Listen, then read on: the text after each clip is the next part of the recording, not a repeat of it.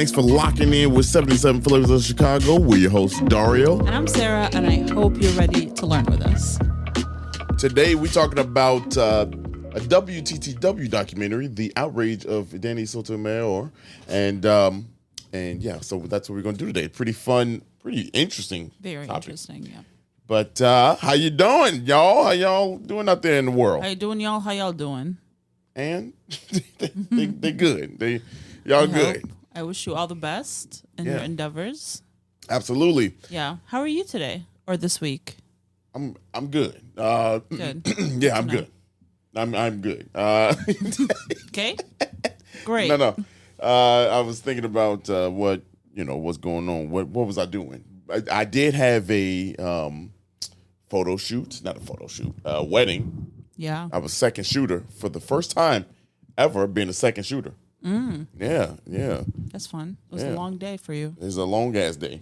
Yeah. But we got through it with my boy Sean, so that was fun. And that was pretty much we just been kicking it. We kick it all the time, y'all. Summertime is like our busiest time. Yeah, that's our prime. We gained 15 pounds each. At least. At least. Just out here eating and vibing, smiling and shit. You know, just happy. How you doing? I'm good. I started my pottery class with the Park District. If you guys didn't know, the Park District offers these like things you can sign up for, including like stained glass and pottery and writing and film and all these different classes that members that work for the Park District teach. And I signed up for pottery. To give you an idea, it's very inexpensive in my opinion in comparison with other pottery classes. Yeah, very inexpensive. So it's about 10 weeks or 8 to 10 weeks, I can't remember. And it's once a week, 3 hours is the session, and it was like $130.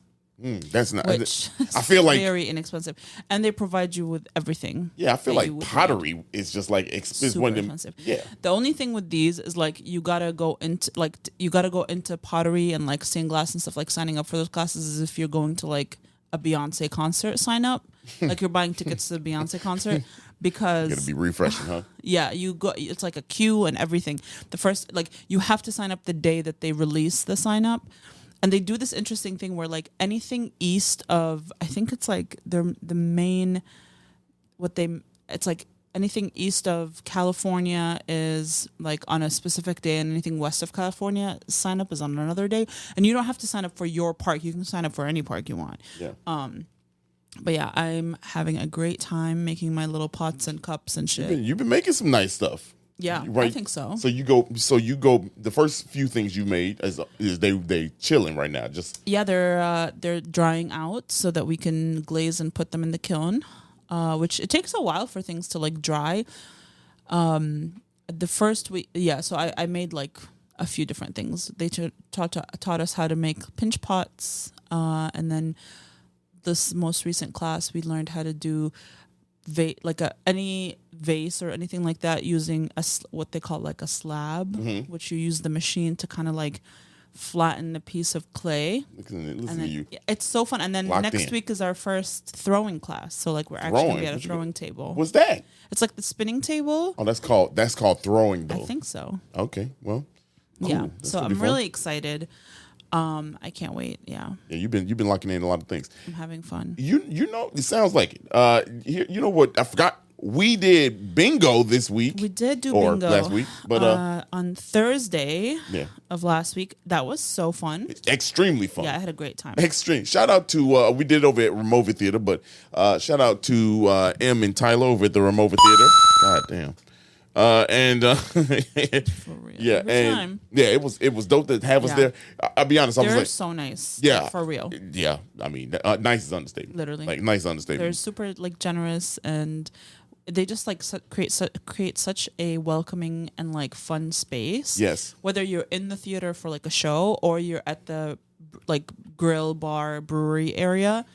It's just such a vibe, and also they have literally one of the best burgers in the city. Yeah, they do. They do. No joke. Yeah, the bingo was so fun. Bingo was so fun. I mean, just the people was a complete vibe. I know. It was a vibe in there, boy. Cool. It was fun calling. Here's the thing: we was calling numbers. We didn't do no rhyming shit. Nothing. We was just in there cracking jokes. We were. Cracking jokes. We did some trivia questions. Yeah. Gave people some free number slots with trivia questions, which was so fun to like. That was a game changer. Yeah, it was. I had a great time. Yeah. This was my first time calling. I've been to bingo a bunch of times, but this was my first time calling bingo. Yeah. And so definitely would be back. I would love to be back to call it again. That shit was fun. So fun. That was super fun, man. Like just having people come out there. And, people that you know what else listen to the podcast. Yeah, too. And you know what else I like about that the grill is that not only do they like brew some of their beer, but they also support local breweries. Oh yeah. And so they have like a new brewery right now that is Black owned. Funky Town Brewery. Yeah. They also have a ton of NA options, like NA beer, a few NA cocktails. I mean, like truly, it's just like such a cool space to hang out. Yeah. And I feel like people always say, "Oh, there's nothing to do near like a White Sox game once you're done." The way there is like with Wrigley, but literally, this is walking distance from Kaminsky Lake. 10 minutes. Just And that's if you and strolling. The guy, what's his name? Yeah, Honda, the announcer. The announcer for the Sox was like there when we. Yeah, when we I was like, what is he? Yeah, it's crazy. It's pretty dope. He was just chilling in there. Yeah, chilling. It was fun. We had a great time. Yeah, we had a good time. So that was our week. I feel like we did a lot of other stuff, but I feel like our brain be fried after, I know. when we do things. I know. I have to like go back and look at a calendar. But it was a good week. I'm excited for next week. Yeah, y'all. And you know what I'm very excited about, actually? And I'm excited how well it's been received, the re-release of these episodes. I know. I feel like people are actually listening to them. Yeah, shout out to our listeners over in Sweden. I don't know why we're charting in Sweden. Hey, who cares? I'll take it. Yeah, I'm going to take this shit, man. It's been like a slight resurgence. And we know typically for us, a resurgence in the summertime is difficult to pull off. Yeah. Summertime shot. And it's summertime everywhere. You know what I mean? So if you guys don't know, summertime is the slowest time for podcasts because people aren't like... We outside. Yeah, right. People are outside. Yeah. Unless they're like Usually people listen to podcasts when they're commuting. Or if you're at a desk job, you got to work, you listen to it. Maybe that's what's going on. Maybe it is. But I listen to podcasts when I take Campbell out for like long walks. Cleaning. Or when I'm cleaning. I'm not so much... I love music, don't get me wrong. But like... I'm more inclined to like listen to a podcast because it just makes the time pass faster in my head. Yeah. It takes a little, the podcast during summertime take a slight little dip as but most things do. This year it hasn't too much. No, this year it did. So thank you. Exact opposite. Thank you guys. Yeah. We appreciate it. For sure. We're so grateful for you. Yeah. And did you have something else? Or? Well, I have my this week in Chicago history. What's going on? I actually have a couple fun things. This was actually one of our trivia questions. July 6th, 1933 was the first All-Star baseball game. Oh, wow. Wow, my voice cracked and shit. The fuck was that? And it was the first of all time. It was held here in Chicago at the old Comiskey Park as part of the World's Fair. And it was so popular that they just kept doing it. Let's go. But you're welcome. And that was this week? This week, July 6th. Damn. Yeah. Wow. That's crazy. Well, it's towards the end of the week, That's fine. And then I have July 4th, 1980 was the first Taste of Chicago. Wow. Mm-hmm. Those are some trivias. Yeah. Hold on, let me go ahead. Let me give you one of these. Thank you so much. Yeah. Really 2 of them, bad boy. You know what I'm saying? Because we got it like that. Hell yeah. Unrelated, but I think this week also, like, while I was looking at stuff, I think Brookfield Zoo opened this week too in history. Okay, very nice. Good for them out there in Brookfield. No, that's cool. So pretty fun episode. Shout out to the good old folks over at WTTW. Yeah. We always love showcasing what WTW does. I feel like public television is like slightly underrated nowadays, and I think like something like WTW, not only is it on the actual TV, but like it's on PBS's app and it's on YouTube. That's where I watch most of. We bought an Apple TV so we can watch binge Jeffrey Bear shows. Yeah. But literally, I watch a lot of their documentaries on YouTube, and so that's always an option. And I feel like this is a good one that we're going to talk about today that I watched on YouTube. And and we love to support them. So anytime that they ask us to talk about something coming up, we're like, hell yeah. Yeah. We own it. Maybe one day they'll give us a show. But, maybe one day. One day. Shooting my shot on the episode. Why not? Hey, right. It's our episode. Shoot or shoot. You know what I mean? And speaking of a shooter, let's Danny Sotomayor. Yeah. This documentary, the Chicago Story, is about him, and it was told by or written and executed by Dan Andrews, who we interviewed. Yeah. Very nice guy. Very. He was. There's something that threw me off a little bit when we met Dan. He was kind of sitting down. Yeah, and he's like 17 feet tall. This man is like looking up to Shaquille O'Neal. Yeah, he's very tall. I was like, damn. I was also shocked. I was like, sir, how are you sitting down and your knees at your chest and you're on a regular chair? Yeah, I was like, but you know what, Dan? Yeah, it's fine. It's fine. This was such a fun interview. Yeah, and it was very educational. I think I love talking to people that are experts in topics that I don't know too much about. I didn't know nothing about. Is like the majority of our podcast, if I'm being honest. Like a lot of the people that we've interviewed on our podcast are experts in fields that we bring them on because they are the experts. Right. Like, you know what I mean? Like and we kind of like learn together with our listeners. And those are my favorite kind of episodes. I know that people like our banter. So like we are in this interview, so like you'll hear us. It'll be a fun one. But I did want to talk a little bit about the library where we held the interview, if that's okay, because the library where we did the interview is actually in the part of it. The people that are being interviewed in the documentary are being interviewed in this library, in the same room we were in, the same room that we were in, and that was one of the rooms. And it was a library that I hadn't been to before, and I love learning about libraries that are free but are not part of the Chicago Public Library system because they are very like specialized in a topic. Like Newberry is an incredible resource. Recently we went to the library at the Arboretum, at Morton Arboretum, which the Sterling Library, again, great little resource, about very specific things. This is another example. So this is the Gerber Hart Library, which is attached to a Howard Brown. And if you know anything about Howard Brown, you won't be too surprised about why the Gerber Hart library is attached to it. But basically, this library is an archive and a library for anything LGBTQIA. And so that is the space that you're like walking into. And a little bit about who the people were that this is like named after. So Henry Gerber is one of the two people.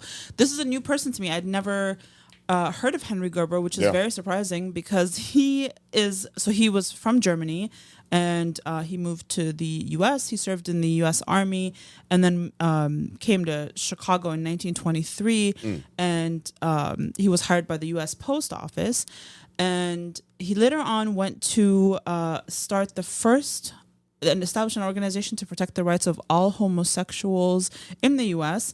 on December 10th in 1924, which was the first U.S. gay rights organization that was incorporated in Illinois.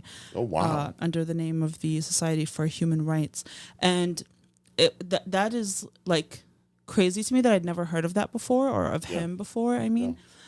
So as like we were learning about this space that we were going to be in, that was a cool story. Unfortunately, it didn't last long because the kid of one of the people that were members found out about it and reported her father to the police. Unreal.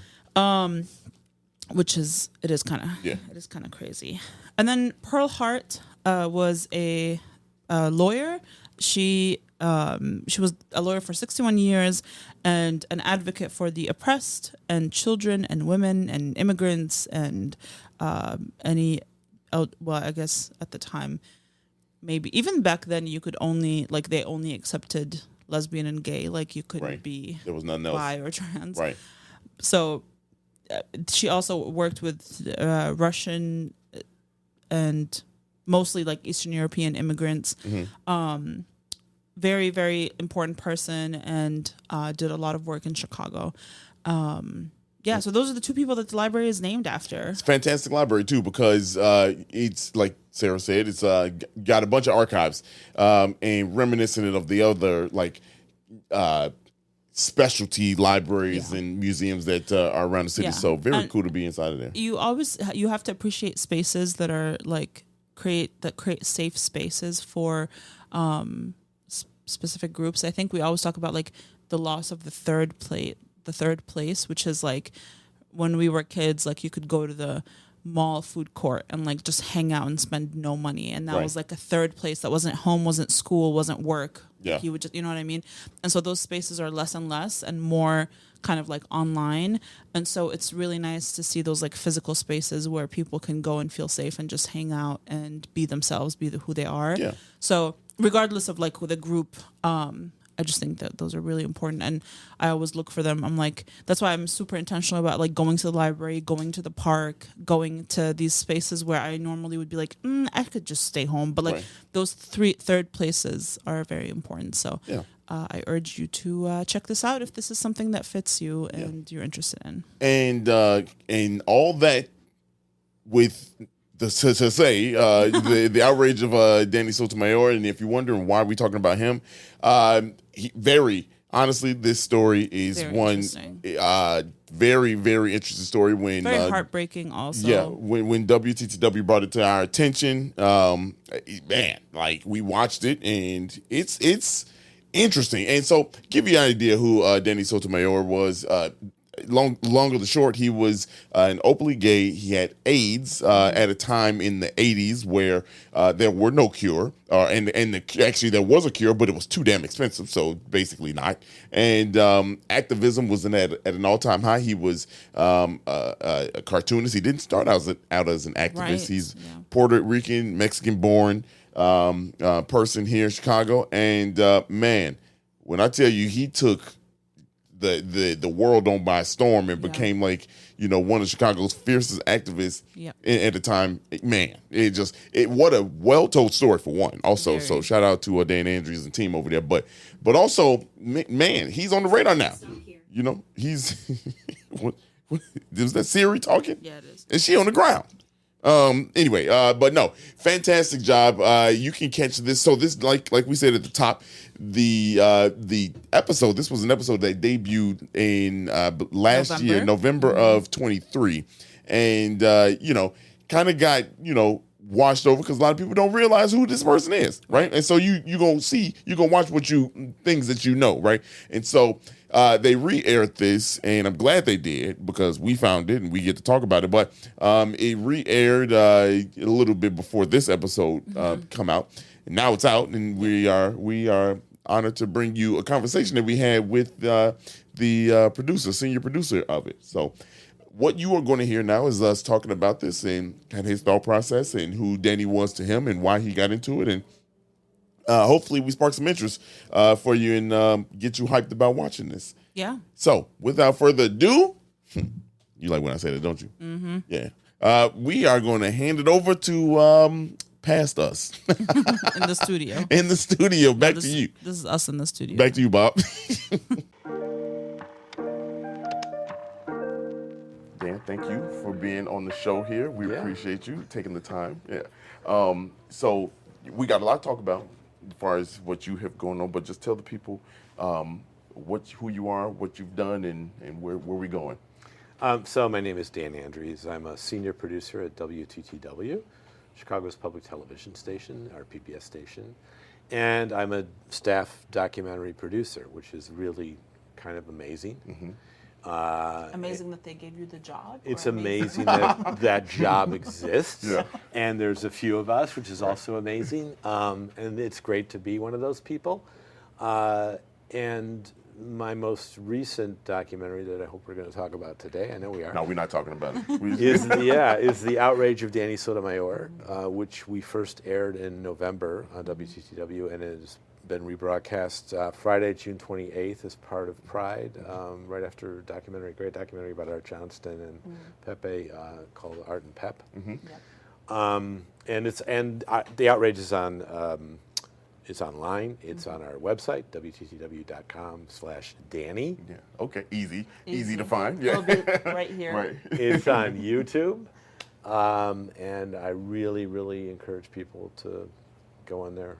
devices. So what's the story of Danny? What is... Danny Sotomayor is my age, if Danny Sotomayor had lived. I think of him as a peer. You know, he was running around the same Chicago I was running around as a young man.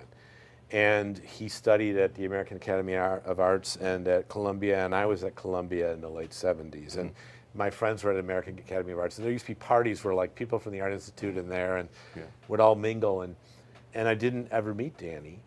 But I moved to New York in the early 80s, and I was there for the entire decade of the 80s into the early 90s, so I missed Harold Washington. Oh, yeah. I'm a Chicago boy. I missed Harold missed Washington. all the big ones. Yeah. Oh, my God. Jane Addams? Jane Byrne, I mean. Jane Byrne. Yeah. Well, Jane Byrne, I was there when the snow fell, and she got the job. Gotcha. I was Okay. on the train platforms. I'm like, oh. That was that actually the anniversary is that wasn't that long a couple ago? weeks ago. Yeah. Yeah. So, you know, Jane Byrne, I was around for a bit of that. But in the beginning of Chicago Fest and the beginning of Navy Pier becoming like a place you could go hear music and all that. But I also missed what happened in Chicago around AIDS, but in New York, obviously, you can't, you couldn't escape AIDS. Yeah. Right. It killed my friends, and it changed everything. And you know, the New York Times was an endless obituary of like amazing creative people just destroyed, communities destroyed, and ACT UP. Right. The silence equals ACT UP. ACT UP. We'll get into that in a second. They were everywhere in New York, you know, and they shut down Wall Street, and they shut down, you know, the courts, and and the silence equals death, and it was huge. So that's where I was, and I didn't learn about Danny Sotomayor until 2007, 2008. Oh, wow. When I co-produced and co-wrote a documentary called Out and Proud in Chicago. Okay.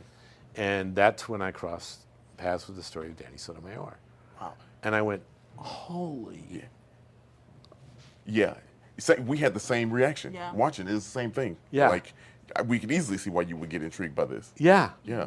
And I was just galvanized. I thought he was incredible. Yeah. And you know, and so we told it in that documentary, and I think we had about 8 or 9 minutes about him.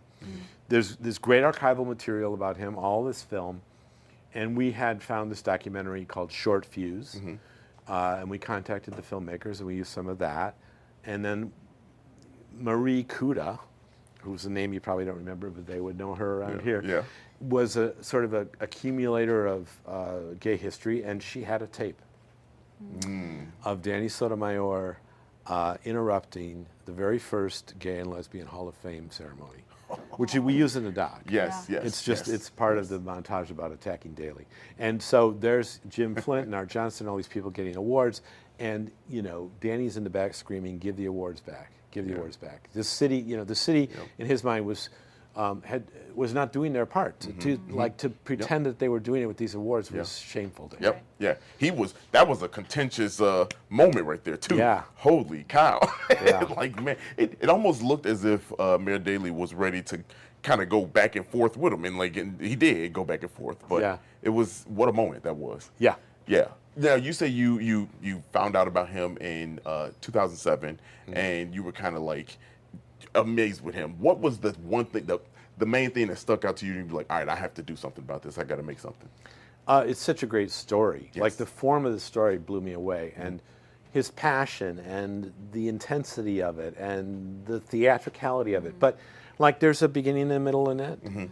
And honestly, I'm going to say this, and I hope everybody understands what I'm saying. The structure of this tale is the structure of a passion play. It's the story of Christ. Yeah. Understandable. Because he didn't start out an activist. No, he wasn't. Right, yeah. No. No.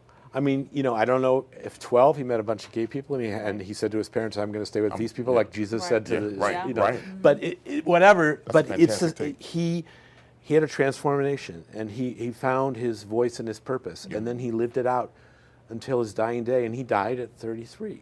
Wow. That's wild.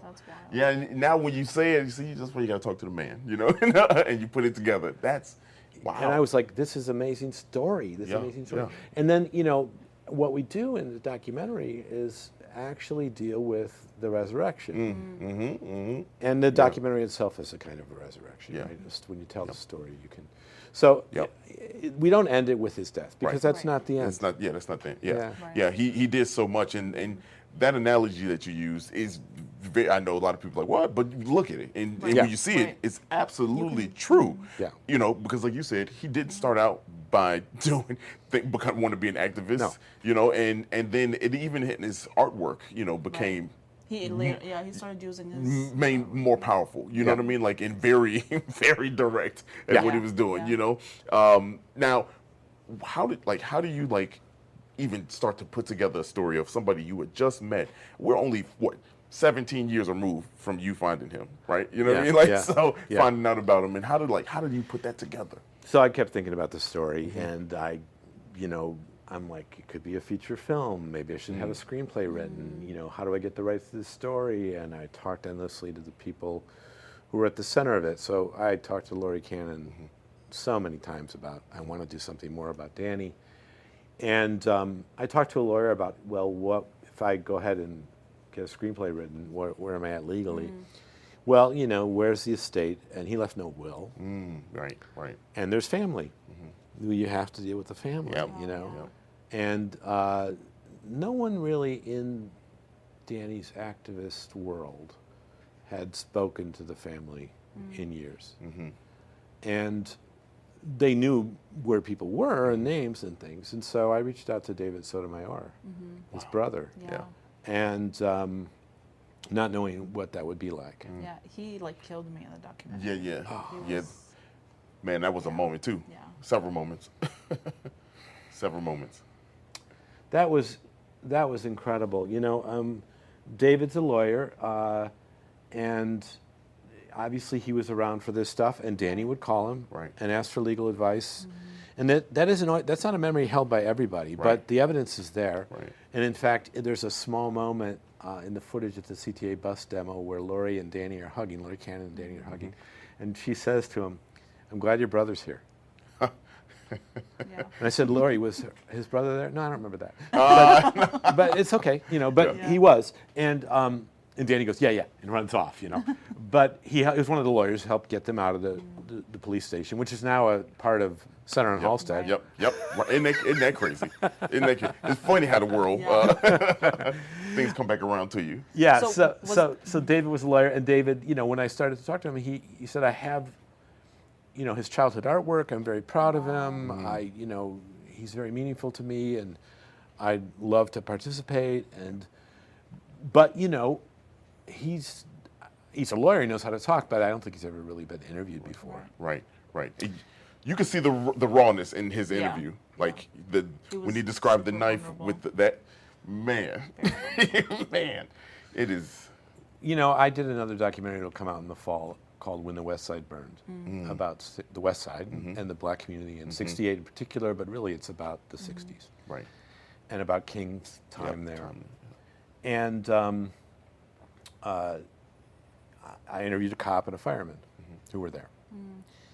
And, you know, the cop, lots of great stories, willing to tell me a lot. Tell me about the racial attitudes. Well, you know, we didn't think on the, like, You know, tell me but the come truth. on, man, you know. Yeah. And he's not Yeah. going to do it. He's not going to do it. Right. And, you know, I understand. I get it. Right. You know, he's at a different point in his life. He's retired, and, you know, and it's complicated. But I did get him to say some things that we could meaningfully infer suggested there's ignorance Right. at the very right. least. Yeah. Yeah. So with David, you know, I was asking these questions about not being accepted as the family not Yep. accepting Danny because he was gay. Yep. And David didn't really want to go there. I'm sure that had sure to be there's a hard. guilt, too, Yeah. Right. of, like, yeah. I mean, especially, I don't think David had a problem with Danny. Right. No, yeah. but you know, he's still got to talk about his mom. Yeah. He had a big deal. Yeah. Yeah. Big problem Yeah. with that. You know. Yeah.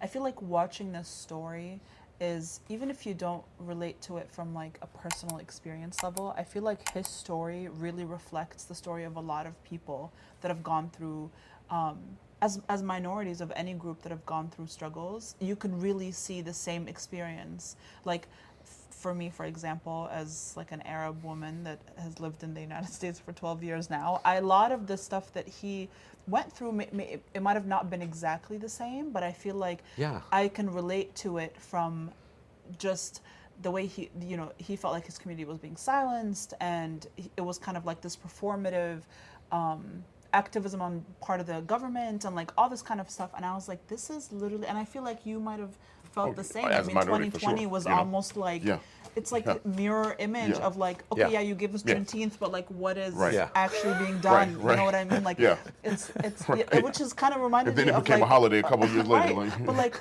even that was 2 years late. Ain't that crazy? And it's the same thing with like the award ceremony. Like, great, but like, what are you actually doing? Right. Yes. Yeah. Yes. So David, not wanting to cross that line, and I said, well, Danny, talked about these things in interviews, and he talked about this moment of violence in your house and blah blah blah, and that was the spark. That was it. Yeah. And that's a moment when you're as an interviewer, you're just like, you just have to shut up. Yes. And just let it go. And that's my question. How do you, as the producer, interviewer, how do you hold your emotions in check? You know what I mean, with something like this, how do you deal with that? You don't have to hold them in check. Right.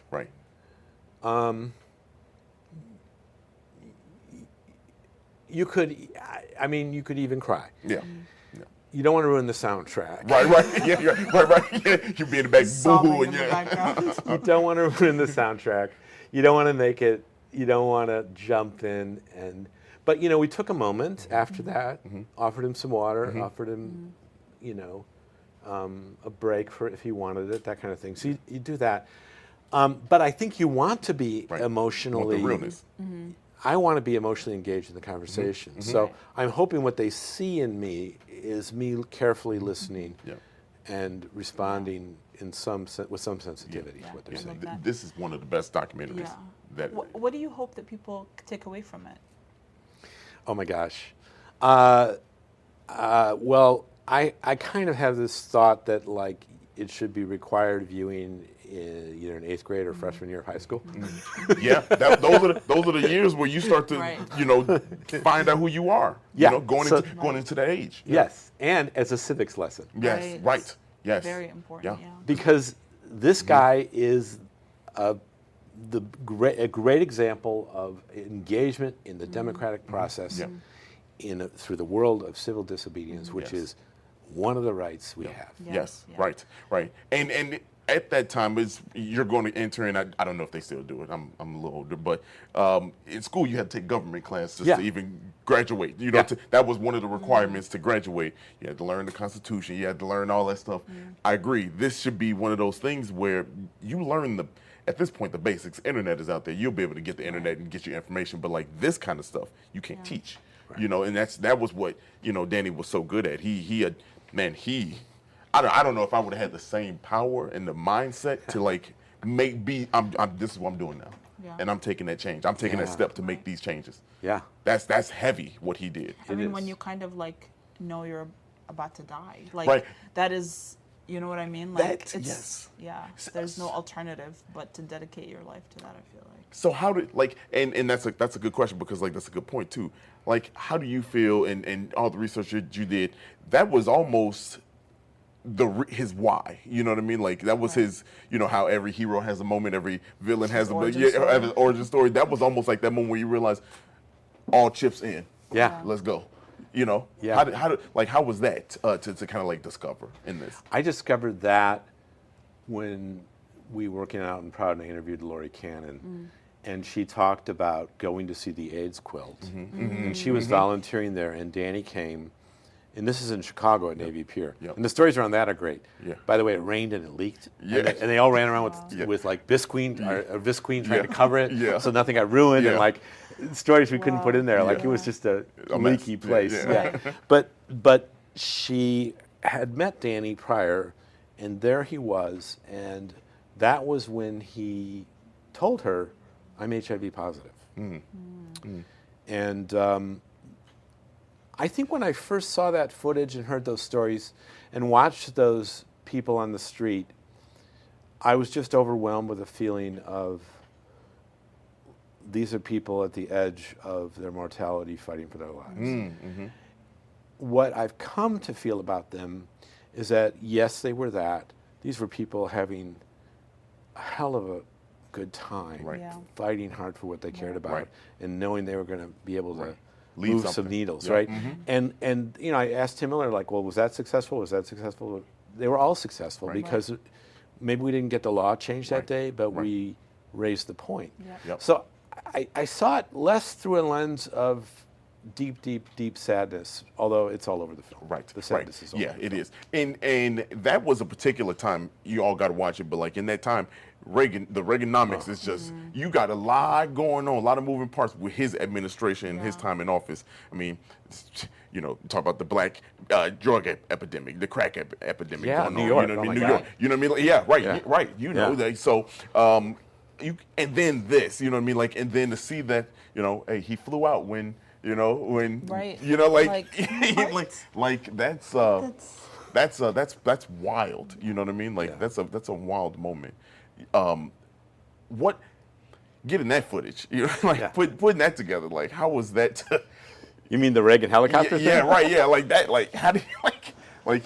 Oh, my associate producer Ken Lum and the editor Sharon Zurich were just in heaven with that stuff. They're Yeah. like, go find me Ronnie in a helicopter. Yeah, you know? man. But it's a true story. Yep. I don't know if that helicopter footage is exactly from that day, but it doesn't matter. Right, I mean, right. It happens. It's what Yeah. actually Yeah. happens. Yeah. And there's the joy of cutting to, you know, George Bush and golf.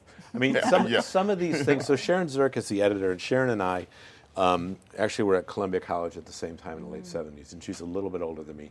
I remember Sharon is like the woman who, you know, checked out the equipment to me and stuff like that. Oh wow. Sharon was like a little more together and older. But she, and I showed her film, so I ran a little screening series for a while and showed some of her early films in the late 70s. But Sharon's from that generation. So what I love about the editing is that in some ways it's a little bit old school. It's a kind of an approach to how you put something together that kind of sits in the documentary traditions of the 70s and 80s and early 90s, as opposed to you know, all these incredible expansions we have of it. And so cutting to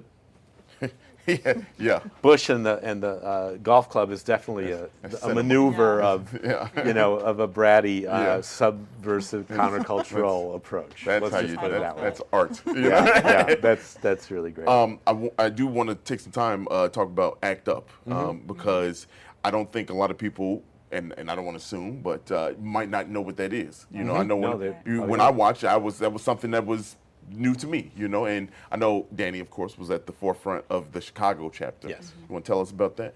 Act Up, the AIDS Coalition to Unleash Power. And it was started in New York City. And there was this guy named Larry Kramer who had started something called the Gay Men's Health Crisis. Larry Kramer was an Oscar-winning or Oscar-nominated writer and novelist. And he's older than a lot of the people that he was trying to address, but he saw AIDS. And so he was out there in New York City on St. Mark's Place, or you know, or over in the West Village with table set up and literature, and he's yelling at all these gay people to stop having sex because it's going to kill them. And I mean, you know, Larry's gay, and so I remember crossing paths with these people thinking, gay liberation and sexual liberation was so powerful at that time. And the right to be able to be sexual was such a force.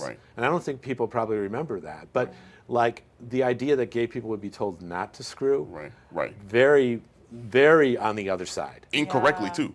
Well, right, they need a condom. They need a condom. But he was yelling, you're going to die. And that really put him at odds, but he was trying to save lives. And ultimately, he got involved with creating ACT UP. He was part of creating this direct action group that would interfere and intervene and make things, you know. So I think ACT UP got away from him and got its own world going. But in New York, it was very powerful. It was huge. It was huge. And they traveled around to confront, you know, the FDA and and all these places. They went wherever they could to do stuff. And people came along. So Danny discovered them out in Maryland and then came to Chicago and said we need a chapter. And there were chapters in Atlanta, there were chapters in San Francisco, there were all over the country. Yeah. And it was a direct action group, and it was designed to shut down things and bring attention. And they always had a strategy. Yep. They always had a target. Mm-hmm.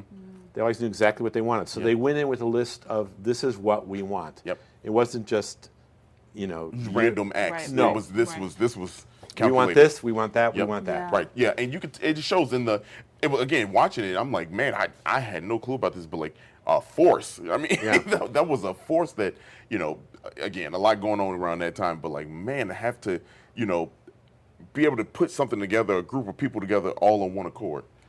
Yeah. Man, especially here in Chicago. I know the branches were different, had the same message, but I'm sure Chicago was a little bit more, boisterous. Oh, yeah.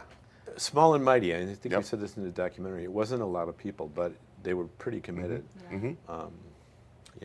Yeah. Now, did you have a question? No. Okay, I had a question because we're here at the Gerber Gerber Hart Library. Yes, Library and Archives. And I am proud of the fact that WTTW Out and Proud in Chicago is honored by the Gay and Lesbian Hall of Fame. So I got to go That's and be inducted through that rubric. That's so cool. Yeah, it was pretty amazing. yeah, that's gotta be. This is one because we did this a while ago, and I think it's the first in the world. It's the first in the world, Yeah. and I know last time we said it with an asterisk because we couldn't confirm that, but now we since There they might be confirmed. one Yeah, in they Benin, confirmed. right? Yeah, right. I don't know. Yeah, right. Could be. Yeah. You always got to check. Like you gotta cover all your bases. Like Yeah. people will come for you. Yeah. So here, I know this was an important location, right? Yeah, so this is they've been at a lot of different homes, and I don't know how long they've been here, but the Gerber Hart Library was in Edgewater for a very long time, right next to the L, but prior to that, it was in locations down near Belmont, different locations. But it's a library and archives, and named for Pearl Hart, who was an attorney. A lesbian attorney who did a lot of things for the community, and Henry Gerber, who founded the very first gay organization in the United States in the 1920s, called the Society for Human Rights. Oh wow! Didn't was he like moved from Germany? yes. Yeah. It lasted about a few months when one of the members' wives found out about it or something like that. But it was very short-lived. Yeah. But that's a history no one really knew, and so part of like what this place represents is that like, wait a minute, we have a history. What is it? Right. Who are we? Right. Like I just found out about Henry Gerber, and so people sharing those stories and wanting to bring them forward and to say this is an important thing, even though the Society for Human Rights is an asterisk. You can find the documents in the county building and when it was created and folded and the names, but that was it. Yeah. But it isn't really because this is important stuff. So this is an amazing place. Yeah. And when we did Out and Proud, we went here for archives. And when we were making The Outrage of Danny Sotomayor, we put Victor Salvo right over there. Yeah. And we put Owen Keenan over in a closet around the corner. Oh wow! And we put Billy in the back room here. And it's amazing. Wow. It's as soon as you said it, I was like, oh yeah, this is it. Yeah. It's what's just speaking of kind of like not knowing about the community and like the history of things like that. I don't know if we did this already, but the Maybelline was started by a gay man. You would never, and he had to stay secret for a long time, especially it was a lot earlier than this, but in the 20s and the 30s, he's not coming out. You know what I mean? Like he's not coming out. He did have a partner. He did, right. But at that point, he had a partner because Maybelline was so strong. You know what I mean? Like, and I don't want to say that, but when you got some firepower behind you, it's a little easier. But well, this is a great place and an amazing resource, and I think a really gathering spot of all these incredible books. I mean, this is extraordinary. The amount of books here, and but the archive that they hold on to, and researchers and scholars and college students, and then just anybody who wants to come and feel a place that they're going to be at home. Yeah, we found this is probably our third library this year we ran into that we were like, holy cow, didn't know this exists. Like not part of That's the not Chicago part of Public Library. Yeah, and there's some history in these places. There's this one. We just found out that Morton Arboretum has a library with some super ancient stuff in there. That. You saw? Yeah. That's a good one. We didn't even show you the whole episode of that one. We had to cut some of it. We were like, holy, how is this here? And then, of course, Newberry Library. Everybody. Yeah. Like if you're a Chicagoan, you know it. But or a historian, you know it. But it's just so cool to see, people being represented, and there's Vivian G. Harsh that we incredible collection, of everything with great artwork in there, so a lot of cool things going on. Did you want to say something? All right.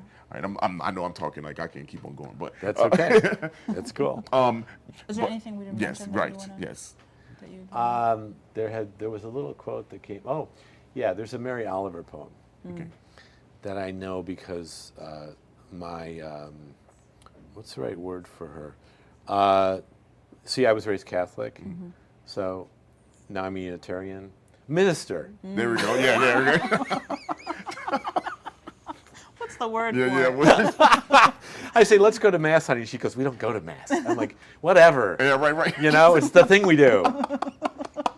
It's not Mass. I'm like, oh, because you were Protestant. That's why. Okay.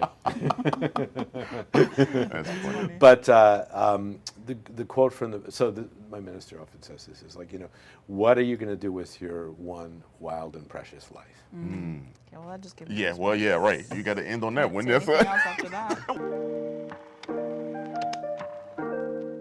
Thank you, Dan Andrews and Sarah and Daria from the studio. Yeah, right. And Gerber Hart, Library and Archives, for having us. Fantastic. We, typically do the just a snippet of the conversation, but we want to get the whole thing because the video might not be out in time, and this was such a great conversation with Dan. So I do want you to go and check out our YouTube channel, though. We are steady. Yeah. At trying to get traffic over there. The content on our YouTube is always slightly different than our audio, so don't feel like you might be getting the same information, but it's an entirely different vibe. It's actually like a vlog. This one might be very similar. It's the same exact audio, but usually our content on our YouTube is very different, so go check that out for sure. Absolutely. And make sure that you check out the outrage of Danny Sotomayor on WTTW, literally all their platforms. You can link some stuff in the show notes. Oh, I will. Yeah. I definitely will link some stuff. But if you are listening, it's WTTW.com/Danny Sotomayor, DANNY SOTOMAYOR. You can watch the video there and do a little bit more deep diving if you'd like to.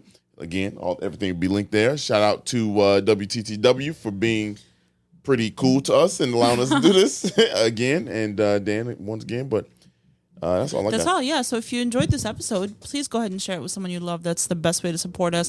I feel like you guys have been, but keep pushing. Keep pushing. Send it to your mom, your dad, your siblings, your best friends, and your best friends' parents. I promise you, when 77 get on big, boy, it'll be a party. You're all going with us. Y'all going with us. And if you did not enjoy this episode, that's all right. Check back again next week. We'll have another good one for you. And make sure you listen on Thursday for the little throwback. We'll see you Monday or Thursday. That's what she said. That's what she said. That's what she said.